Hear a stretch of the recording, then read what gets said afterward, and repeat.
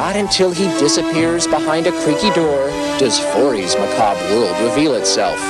A maze of corridors and rooms containing 300,000 reasons why Forrest J. Ackerman has been called Mr. Science Fiction for nearly half a century.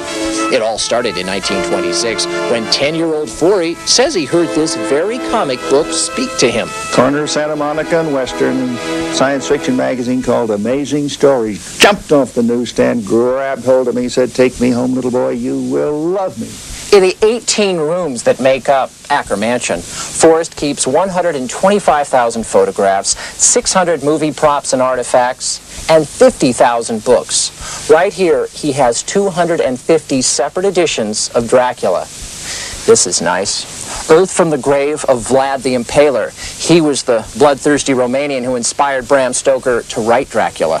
When Forrest went to an H.G. Wells lecture in 1938, he expected someone with the resonance of, say, Orson Welles. I didn't see anybody recording his voice, and I thought, well, I better remember what he sounds like for posterity. So as best as I can reproduce it, he said, "I am going to talk to you for about an hour. Today, east is west, and west is east, and they are coming together with a bang." And indeed, east and west did collide a couple of years later, and unfortunately, we're often running into our war with Japan. For years, Forrest Ackerman brought horror to America's heartland with his magazine, Famous Monsters of Filmland. He still receives hundreds of letters monthly, which he answers all himself. His typing never slowed by those two heavy rings. This is Bela Lugosi's personal Dracula ring, and Boris Karloff, when he played Imhotep, the 3,700-year undead mummy, film with the same name, that was his scarab ring. Forry, who says he's seen probably every science fiction and horror film made, calls Lon Chaney Sr.'s Phantom of the Opera his favorite performance. Despite all of the advances they've made in makeup, it seemed out of that simple little makeup box, Lon Chaney was so far ahead of his time, he's really never been equaled. Usually a lover of things that go bump in the night, one can't help but notice pictures and posters of a certain star Forrest has had a crush on since he was 15. Monsters everywhere, Forrest, but I keep seeing this blonde every... Oh, you mean the Blue Angel, Marlene Dietrich? Uh-huh. Yes, well, there's a pair of her shoes right here that she wore in one of her films, A Foreign Affair.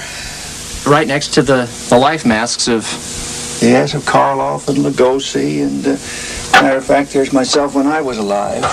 Just when you think this sci-fi scholar and prankster has shown you everything, he dons Lugosi's cape from the original Dracula and enters yet another world. I bid you welcome.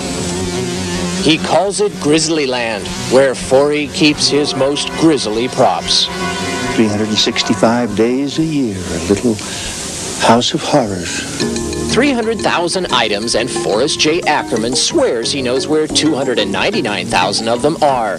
His most recent acquisition, this Grim Reaper's statuette, signifying his induction into the Horror Hall of Fame. Any chance this 75-year-old lover of monsters and Marlena will stop collecting? Stop being Mr. Science Fiction? Forget it.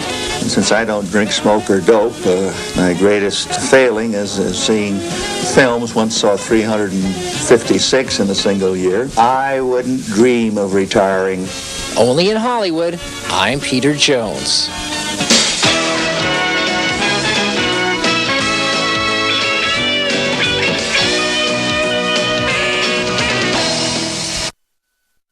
Man who has the largest collection of science fiction artifacts and memorabilia in the world. And what he doesn't know about science fiction doesn't exist in the past